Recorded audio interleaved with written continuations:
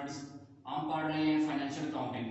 Financial accounting के अंदर आज हमारा फाइनेंशियल अकाउंटिंग के अंदर हम जर्नल बनाना सीख चुके हैं कि ट्रांजैक्शन जब होती है बिजनेस के अंदर कोई लेन देन होता है तो उस ट्रांजैक्शन की रिकॉर्डिंग जर्नल के अंदर हम कैसे करते हैं, यानी एंट्रीज कैसे रिकॉर्ड करते हैं जर्नल के अंदर। आज हम ये देखेंगे कि जर्नल से डेटा को हम उठाकर उस अगली बुक यानी लेजर में कैसे लेके जाते हैं। काउंटिंग साइकिल का पहला स्टेप है जर्नल, दूसरा है लेजर। तो लेजर सबसे पहले हमें पता होना चाहिए कि लेजर है क्या। लेजर हमारे पास एक रजिस्टर होता है, एक बड़ी बुक होती है जिसके अंदर हम बिजनेस के तमाम अकाउंट्स को जिसके अंदर मेंटेन करते हैं। अमूमन हर एक अकाउंट के लिए एक अलग पेज दिया जाता है, ठीक है। उस पेज के एक अलग पेज दिया जाता है, ठीक है। अगर डेटा ज्यादा है तो उस अकाउंट को फिर एक और पेज यानी दूसरा पेज भी दे दिया जाता है। इसी तरह अगर डेटा ज्यादा है तो तीसरा पेज भी उस अकाउंट को दिया जा सकता है। अमूमन बिजनेस के अंदर कैश अकाउंट जो होता है वो सेल्स अकाउंट हो गया, कैश अकाउंट हो गया, इनका डेटा ज्यादा होता है, ये इनकी एंट्रीज इनकी ट्रांजैक्शन ज्यादा होती हैं, इसलिए इनको हम 1 से 2, 2 से 3 इस तरह से पेजेस देते रहते हैं। बहरहाल हम डिस्कस कर रहे हैं लेजर को। तो लेजर जर्नल के बाद अगला स्टेप है लेजर का। लेजर है क्या? तो लेजर को ऐसे डिफाइन करेंगे, the book in which accounts are maintain is called ledger. ऐसी बुक जिसके अंदर हम अकाउंट्स को मेंटेन करते हैं उसे लेजर कहते हैं।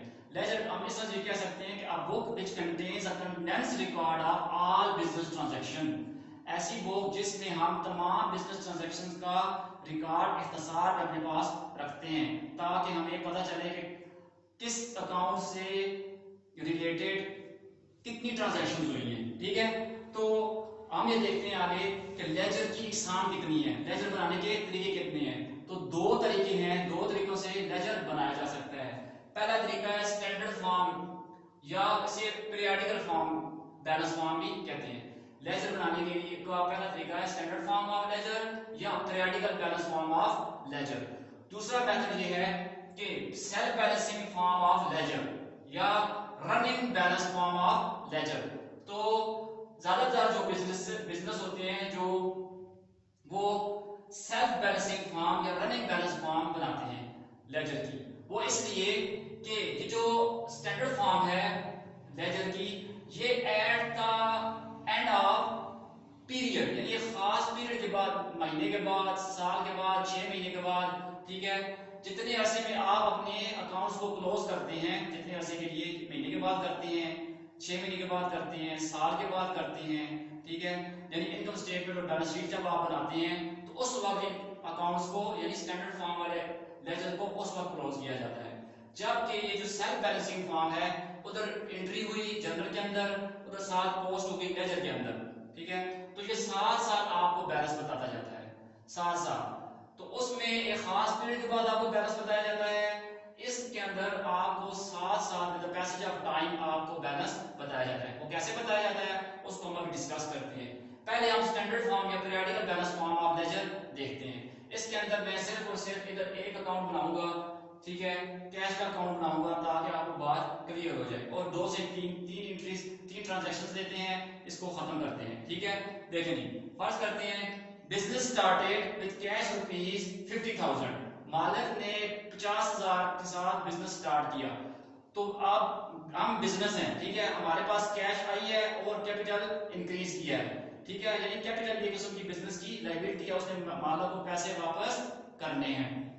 तो कैश एंट्री क्या होगी, cash to capital, cash debit हुई है और कैपिटल क्रेडिट हुआ है। हम यहाँ पे सिर्फ से करते हैं कि कैश अकाउंट बना लेते हैं। ये जी फर्ज करें ये कैश अकाउंट है, लेजर के अंदर ये वाला कैश अकाउंट है, एक पेज के ऊपर ये अकाउंट बना हुआ है, ठीक है, कैश अकाउंट। इसकी दो साइडें होंगी, एक डेबिट साइड होगी यहाँ से इस तरफ, और यहाँ इस डेट से लेकर इस अमाउंट तक, इसको क्रेडिट साइड कहते हैं, ठीक है।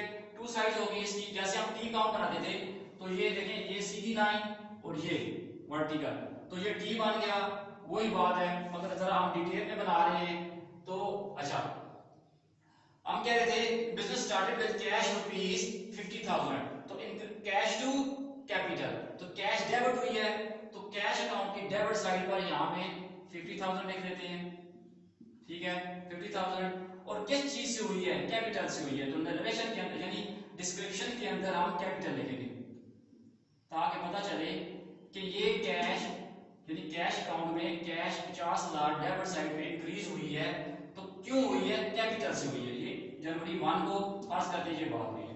जनवरी 2 को फर्ज करते हैं हमने किया था गुड्स परचेज फॉर रुपीज 10,000, 10,000 रुपए के लिए हमने चीजें खरीदी हैं, कैश पे खरीदी हैं, तो क्या एंट्री होगी? Purchases to cash account, cash business से गई, क्रेडिट हुई, तो क्रेडिट साइड पे आ जाए कितने के लिए? 10,000 के लिए।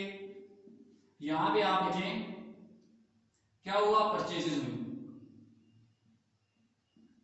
परचेजेस अकाउंट ये आ, ठीक है। 2 जनवरी को ये एंट्री हुई है, ये ट्रांजैक्शन हुई थी, तो हमने उसको रिकॉर्ड कर लिया। 8 जनवरी को फर्ज करते हैं हमने कहा गुड्स सोल्ड फॉर रुपीज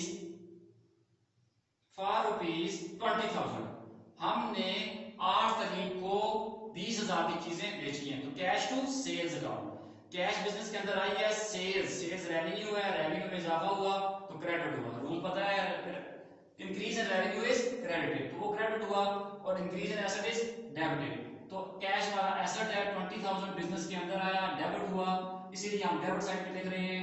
और किससे हुआ? सेल्स अकाउंट से हुआ, तो ये सेल्स अकाउंट आ गया, ठीक है। बस इतना काफी है। अब देखें कि क्रेडिट साइड, डेबिट साइड और क्रेडिट साइड में से ये डेबिट साइड है अमाउंट वाली, वो क्रेडिट साइड है, इनमें से कौन सी साइड बड़ी है? तो ये लेफ्ट साइड जो आपके पास डेबिट बड़ी नजर आ रही है, 50 और 20 70,000 बन गया, ये यहाँ पे टोटल में आप यहाँ पे ये 70,000 कर रहे हैं, ठीक हो गया। ये 70,000 बिजनेस के अंदर आया है, बिजनेस से गया कितना था? तो वो 10,000 जिस यानी जितने की हमने परचेजेस की थी, तो 70 में से 10 को माइनस करें तो आपके पास कितना रह जाएगा? 60,000, ठीक है, 60,000 आपके पास रह गया। अब अगर आप लोग अपने अकाउंट्स को eight the end of month close कर रहे हैं, तो फिर यहाँ पे 31 जनवरी यहाँ पे लेंगे 31। अगर eight the end of year कर रहे हैं, ठीक है, तो आप यहाँ पे दिसंबर 31 लिखेंगे। क्या करेंगे? यहाँ पे दिसंबर लिखेंगे, DEC दिसंबर 31। बहरहाल हम ये फर्ज करते हैं कि हम इसको क्या कर रहे हैं? जनवरी को ही क्लोज कर रहे हैं, 31 जनवरी को क्लोज कर रहे हैं। यहाँ पे 60,000 आया, तो यहाँ पे आप लिखेंगे बैलेंस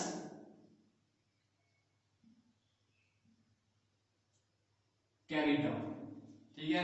तो ये पता चला कैश अकाउंट हमें बता देगा कि eight the end of month आपके पास बैलेंस 60,000 मौजूद है, तो यहाँ 10 और ये 7,000 दोनों साइडें बराबर आ गई, ठीक है।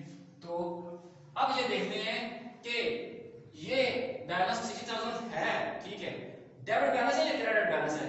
तो आपको पता है कि बैलेंस की डेफिनेशन ये है कि difference between two accounts of difference between two sides of T account is known as balance। T account की दोनों साइडों का जो डिफरेंस है उसे बैलेंस कहते हैं। अब ये बड़ी साइड है और ये छोटी साइड थी, तो ये बैलेंस आ गया। अब हम ये क्रेडिट साइड पे आया है, तो हम कहते हैं if debit side of T account is greater than, if balance of debit side of T account is greater than balance of credit side of T account, difference is known as debit balance। यानी जब आपका debit side बड़ी हो और credit side छोटी हो, तो जो डिफरेंस आएगा उसे डेबिट बैलेंस कहेंगे। क्यों? कि डेबिट साइड बड़ी थी क्योंकि डेबिट बैलेंस है। तो इसका मतलब ये हुआ कि बिजनेस के पास 60,000 मौजूद हैं, डेबिट में पड़े हुए हैं, उनका एसेट है, वो किसी भी वक्त यूज कर सकते हैं। तो ये थी हमारे पास स्टैंडर्ड फॉर्म या पीरियडिकल बैलेंस फॉर्म। ना आपने परचेजेस का अकाउंट बनाया, ना कैपिटल का, ना सेल्स का, वो भी इसी तरह बनेंगे लेजर के अंदर ही। तो हर एक को हम कहते हैं लेजर अकाउंट, लेजर अकाउंट, ठीक है। परचेजेस का लेजर अकाउंट, सेल्स का लेजर अकाउंट, कैपिटल का लेजर अकाउंट और कैश का लेजर अकाउंट, ये हमारे पास आ गए। आगे चलते हैं सेल्फ बैलेंसिंग फॉर्म या रनिंग बैलेंस फॉर्म। तो इसके अंदर भी हम इन्हीं ट्रांजैक्शंस को लेकर चलते हैं। हमने कहा था कि business started with cash rupees 50,000। अब डेट है, ईयर लिखे यहाँ पे, डेट है जनवरी 1 है, ठीक है। क्या हुआ जी कि अच्छा यहाँ पे लिख लेते हैं कैश अकाउंट, इसकी लेफ्ट साइड और राइट साइड तो है नहीं कि डेबिट क्रेडिट लिखे, एक साइड पे क्रेडिट लिखी और दूसरे पे डेबिट लिखी, ऐसी बात नहीं है रनिंग बैलेंस फॉर्म के अंदर, ठीक है। अब एक चीज रह गई है, वो ये है कि जे आर क्या है, जे आर और जे आर जर्नल रेफरेंस, जर्नल का रेफरेंस, कि ये आपने जर्नल के किस पेज से उठाकर यहाँ पे लाई है, ठीक है। फर्ज करें ये वाली ट्रांजैक्शन जर्नल के सफा नंबर 1 पे थी तो हम सफा नंबर 1 लिखते थे, ये जर्नल के फर्ज करते हैं सफा नंबर 10 पे थी तो हम यहाँ पे पेज नंबर 10 लिख देते हैं, ये जर्नल के सफा नंबर फर्ज करते हैं ये वाली परचेजेस की एंट्री 6 पे थी तो हमने 6 लिख दिया। तो जर्नल का रेफरेंस पता चलता है, यहाँ से पता चल जाता है कि ये वाली अमाउंट हम जर्नल के सफा नंबर 1 से उठाकर लाए हैं, ये 10 से उठाकर लाए हैं, ये वाली अमाउंट हम 6 से उठाकर लाए हैं। तो इधर बात कर रहे थे हम कि बिजनेस स्टार्टेड विद ₹50,000, 50,000 रुपए के साथ बिजनेस स्टार्ट हुआ, ठीक है। अब बिजनेस स्टार्ट हुआ तो कैश बिजनेस के अंदर आई है 50,000 रुपए, आप यहाँ पे लिखें, ठीक है। सफा नंबर, अब जर्नल का अगर आप सफा नंबर देखना चाहते हैं तो वो भी बेशक आप यहाँ पे लिख लें कि पेज नंबर 1 से हम ये इंफॉर्मेशन दे रहे हैं, ठीक है। और डिस्क्रिप्शन में आप लिखेंगे कैपिटल अकाउंट, कि कैपिटल अकाउंट से आई है रकम। और देखें ये हमने ये रिकॉर्डिंग तो की, मगर साथ साथ हम एकदम से देखें कौन सा बैलेंस है, डेबिट है ना, तो आप बैलेंस वाले कॉलम में जाके यहाँ पे 50,000 बैलेंस, ये बैलेंस है, यानी पहली ट्रांजैक्शन हुई, पहली रिकॉर्डिंग की आपने, एक अकाउंट को मेंटेन किया, आपको पता है कैश का बैलेंस आपके पास 50,000 रुपए, जबकि यहाँ पे हम eight the end of month देखते हैं, eight the end of year देखते हैं कि हमारा बैलेंस कितना है। इसी केस ये फॉर्म बेस्ट है, साथ साथ आपको आपके अकाउंट का बैलेंस बताती जाती है। चलिए दूसरी ट्रांजैक्शन में चलते हैं। गुड्स परचेज फॉर ₹10,000 था, ठीक है, 10,000 रुपए की चीजें हमने परचेज की थी 2 तारीख को, तो यहाँ पे परचेजेस अकाउंट, ठीक है। पेज नंबर उसका कौन सा था, जर्नल का, जिससे ये इंफॉर्मेशन हमें ली है, तो बात करते हैं वो परचेजेस का, ये था, हमने लिखा था 6 था, तो 6 लिख लेते हैं यहाँ पे। अब क्या हुआ है, परचेजेस की है तो कैश क्रेडिट हुई है ना, कैश का अकाउंट है तो कैश क्रेडिट, ये वाला क्रेडिट, यहाँ पे आप लिखे जी 10,000 बिजनेस से गया, ठीक हो गया। अब बैलेंस कितना था आपके पास, 50,000। अब डेबिट बैलेंस था, डेबिट में से ये क्रेडिट माइनस करेंगे तो आपके पास बैलेंस कितना रह जाएगा, 40,000, ये, ठीक है। इसका मतलब ये हुआ जैसे ही आपके पास दूसरी ट्रांजैक्शन हुई है परचेजेस की, आपके बिजनेस के अंदर से 10,000 रुपए गए हैं, परचेजेस जो आपने कैश किया है तो ये गए, आपके पास नगद कितने रह गए, 40,000 रह गए। इधर देखें ये 50,000 था, 50,000 में से 10 गया तो कितना रह गया, 40 रह गया, ठीक है। ये साथ साथ आपको बता रहा है। तीसरा है जनवरी 8 को से आपने गुड्स सेल की थी, तो गुड्स सोल्ड फॉर ₹20,000, तो 20,000 की चीजें बेची हैं, तो क्या हुआ, यहाँ पे देखिए जनवरी कितना है, 8 है, क्या हुआ है, सेल्स से सेल्स अकाउंट हुआ है, ठीक है। पेज नंबर, जर्नल का पेज नंबर कितना है जिससे हमने ये इंफॉर्मेशन ली है, 10 है, ठीक है। बिजनेस के अंदर सेल्स किया तो कैश टू सेल्स अकाउंट, तो 10,000 रुपए यानी 20,000, 20,000 रुपए बिजनेस के अंदर आ रहा है, ठीक है, आ रहा है बिजनेस के अंदर। अब ये देखें बैलेंस वाले 2 कॉलम है हमारे पास, एक डेबिट का है एक क्रेडिट का है, बैलेंस कितना है हमारे पास, 40,000 है डेबिट। अब इस ट्रांजैक्शन से क्या हुआ, डेबिट हुआ 20,000, तो 40,000 और 20,000 मिलकर कितना बन गया, 60,000, तो ये जी 60,000 रुपए आपके पास आ गया, ठीक है। तो सेल्फ बैलेंसिंग में देखें आपके पास at the end of month हो जो भी हो, जैसे ही आपके पास 8 तारीख हुई है आपके पास बैलेंस कितना है, 60,000 रुपए है। तो सेल्फ बैलेंसिंग या रनिंग बैलेंस फॉर्म आपको साथ साथ बैलेंस बताती है, जबकि स्टैंडर्ड फॉर्म या पीरियडिकल बैलेंस फॉर्म आपको एक खास मुद्दत के बाद बताती है कि आपके पास बैलेंस कितना है, ठीक है। महीने के बाद बताती है या साल के बाद बताती है, 6 महीने के बाद बताती है, जिस अरसे के लिए आप अपने अकाउंट्स बना रहे हैं उतने अरसे बाद आपको ये बताती है, ठीक है। यदि आप अपने अकाउंट्स को क्लोज करते हैं, जब आप इनकम स्टेटमेंट या बैलेंस शीट अपनी बनाते हैं, तो हमारे पास ये आ गया जी 60,000, कौन सा बैलेंस है हमारे पास, ये डेबिट बैलेंस है, बैलेंस, और ये देखें डेबिट और डेबिट बैलेंस। उम्मीद करता हूं कि आपको पता चला होगा आज कि लेजर क्या होता है, लेजर की कितनी टाइप्स होती हैं, उसके अंदर लेजर के अंदर हम रिकॉर्डिंग कैसे करते हैं, यानी जर्नल से डेटा को उठाकर लेजर के अंदर हम डेटा कैसे पोस्ट करते हैं। Thank you ji.